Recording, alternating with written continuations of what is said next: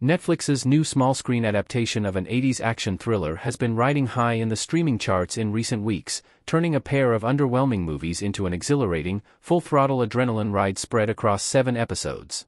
Perhaps the best thing about this TV series is that its roles have been perfectly cast. Before its streaming release, there was speculation about whether this new version of Man on Fire could improve on its big-screen counterparts. Yahya Abdul-Mateen II was going up against Denzel Washington's previous portrayal of John Creasy, which is one of the few bright spots of the 2004 movie. Yet, the show's lead actor has passed the test with flying colors. He's aided by a supporting cast that includes some veteran exponents of the thriller genre, as well as a couple of breakout stars. The end of Man on Fire even hints at a second season, suggesting there could be even more acting talent joining up with Abdul-Mateen and his fellow cast members in the coming years. Man on Fire has one of Netflix's best casts. Swan Roses / Netflix copyright 2024. The moment that Scoot McNairy and Paul Ben-Victor were added to Man on Fire's cast in October 2024, it was clear that Netflix meant business in their reboot of this action franchise. McNairy is best known for his roles in Argo and Narcos, Mexico, while Ben-Victor made his name as Greek mobster Spiros Vandopoulos in The Wire.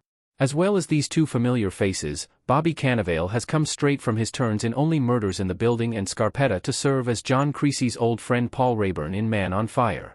What's more, I Am Legend and Dark Matter star Alice Braga gives a compelling performance as John Creasy's right hand and confidant.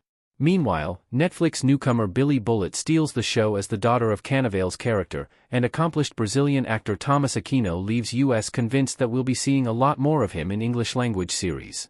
Overall, Man on Fire has a perfectly balanced ensemble of screen performers, who deftly navigate its action-heavy plot. The 2004 movie version of Man on Fire has an even more impressive cast. Even before the release of this new TV series, Netflix had already brought Denzel Washington's 2004 movie version of Man on Fire to a new audience. If the show is packed with acting talent, then the movie's cast is on a whole other level. Alongside Washington, Dakota Fanning plays the equivalent of Billie Bullett's role, while Christopher Walken portrays Paul Rayburn. Mickey Rourke, Mark Anthony, Rachel Ticotin, Radha Mitchell, and James Bond star Giancarlo Giannini are among the other standout names in this truly stellar cast. There are key differences between the plot of this movie, which is set in Mexico City, and the new Netflix TV show, which takes place in Rio de Janeiro. Nevertheless, they're both able to boast remarkable cast lists, which outshine the performances on display in the original 1987 movie adaptation of A.J. Quinnell's novel. Netflix's Man on Fire is better than the movie Swan Roses / Netflix copyright 2024. All 3 screen iterations of Man on Fire adapt Quinnell's literary thriller in slightly different ways, but the new Netflix series undoubtedly brings more depth to the character of John Creasy than either of the movies.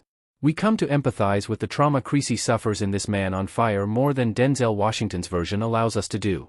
The less said about the 1987 movie starring Scott Glenn the better in this regard. It wasn't well received upon its theatrical release, and it's since aged terribly.